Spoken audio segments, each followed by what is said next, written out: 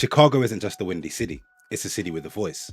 And in neighborhoods from the south side to the west side, you'll hear something that's instantly recognizable, the Chicago hood accent. Long before skyscrapers, this was home to the Potawatomi, Ojibwe, and other indigenous tribes. Their languages shaped the land. The name Chicago itself comes from the native word for wild onion. By the 1800s, European settlers arrived, Irish workers escaping famine, Germans and Poles chasing industry, Italians bringing their rhythm, and Jewish families from Eastern Europe adding Yiddish cadence. These groups shaped the city's working class English, sharp, nasal, and fast.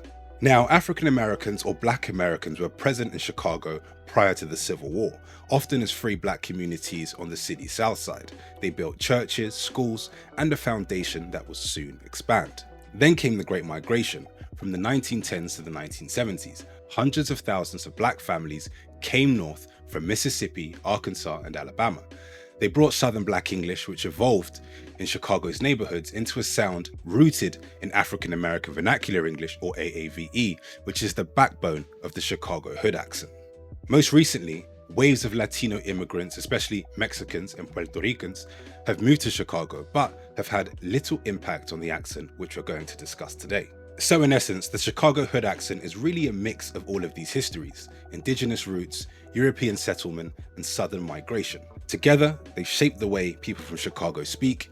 It's fast, it's nasal, direct, and full of flavor. So now let's discuss 10 key features of this accent. The first is its nasal vowels. Chicago English is famous for its nasal sound. Words like man or block carry a sharp twang. Listen to this example.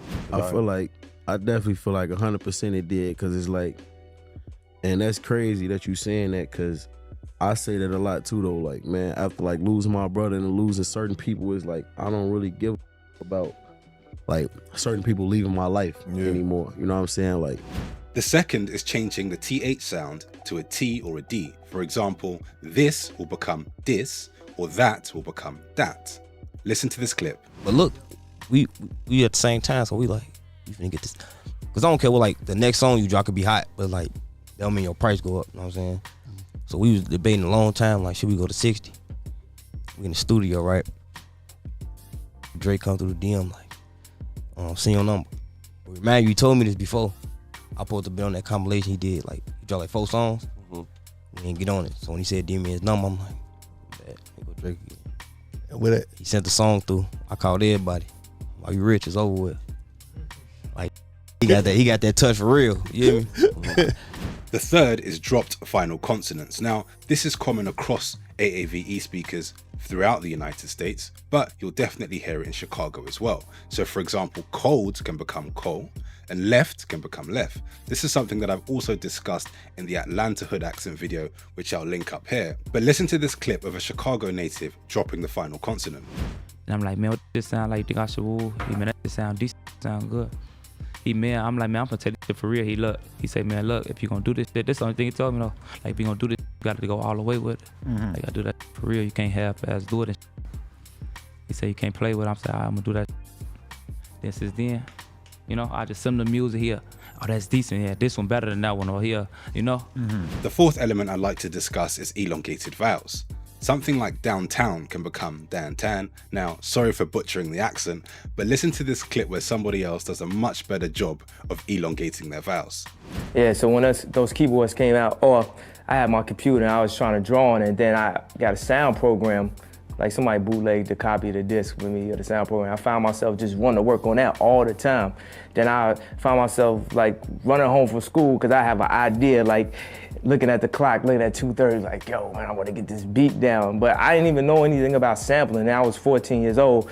I went to Chuck Levin's out in Maryland, and they told me, yo, people, that do the type of music you do, they sample. I had no idea. I just be I didn't know why my stuff didn't sound exactly like the stuff on the radio. The fifth is a unique A sound. Words like cat or back sound flatter and sharper than in other regions. Listen to this clip. Sister, mama, auntie. But she held you down still. Man, that ain't nothing. What about her grandmother? If she throwing that thing back, I'm catching that thing. He said her mama. He's gonna go home. Try to make her hurt though. She hurt you, and that bitch hurt. Now, if you've made it this far in the video, thank you. If you're enjoying it, give it a thumbs up and subscribe to the channel if you haven't already.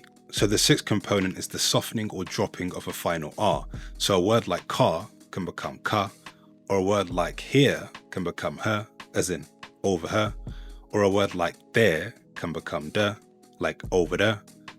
Listen to these clips. But look though, man, be a lot of people like, you know, migrating from different hoods to hoods, man. Most of us you see right here, damn everybody right here. They be been here, you know? This ain't nothing we All y'all grew up in this neighborhood. Carruthersville, Missouri. Shout out my homie Tata Boss, you know. One of my big brothers out. That's one of my homies I with hard. There's some rappers out there. You can look them up on SoundCloud, Polo Montana 01. Feel me? A lot of people around. Nah, it ain't finna happen. Like, no. I just need a cop from here and there. You see what I'm saying? I just need to get point A to point B. Now the seventh component is consonant cluster reduction. So a word like probably becomes probably, or a word like little becomes lil, or words like do you simply become ju, or ju, as in ju. Listen to these clips. Who I in the hood, who I looked up to, who probably gave me game on some mentor shit, but I always had my dad there the entire time. Like a lot, cause that's T.I. I was listening to him too when I was little. absolutely. You're still little. He'd tell me like record on this beat, like I don't care what you do or how you do it, try to come up with a hook, or I might give you an 8-bar cadence or something like that, you feel me? And I just follow the lead, bro, and whatever come with it, then I wind up loving those records. Now the eighth is rhythm and cadence. Folks from Chicago have a distinct way of speaking and their delivery is one of a kind. Listen to this clip.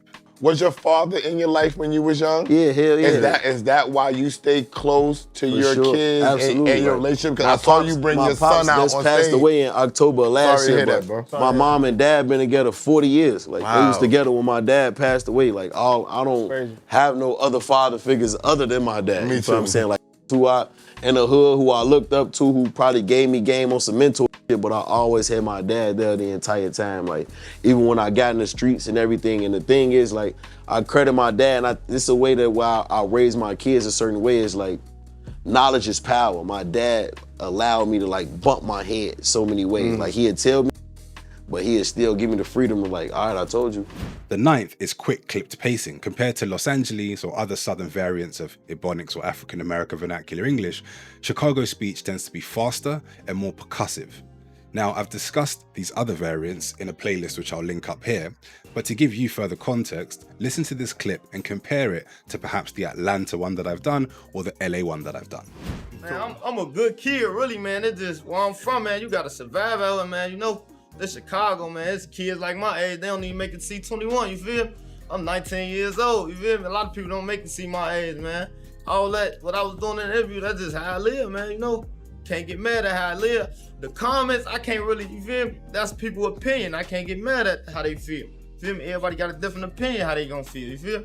But how I'm feeling, y'all gonna understand where we come from. We come from a real good city, but a bad environment, so we gotta do whatever we gotta do to survive. Now, the 10th component I'd like to discuss are pre-verbal markers. This is something that's used to emphasize phrases. Whilst in Atlanta, you may hear things like on guard a lot.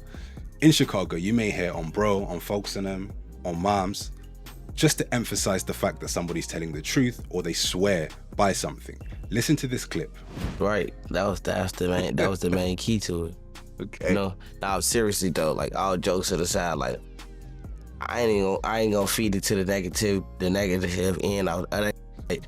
But at the end of the day, they just took my distro kid. They like took my United Masters. They took all my behind that song. Really? On Southern. Did you sample anybody or? Hell no. So how can they do that? Oh, hey, Darian Dunn. This is my producer right here. He make all my beats, bro. Every beat that I do, like, he make every beat that I done. Bro, like, and he record me too. Now, to be clear, this is not an exhaustive list and nothing mentioned here is 100% exclusive to Chicago. As with anything in language, most things are shared, but it's interesting to see how they develop over time and take their own trajectory to form something new. What would be interesting to know though is what you guys think down in the comments below. Let me know your thoughts about the Chicago hood accent. Also, if you enjoyed this video and found it useful, feel free to share it to somebody else who may find it interesting. Don't forget to like this video and subscribe to the channel if you haven't already. As always, I'll see you in the next one. Peace.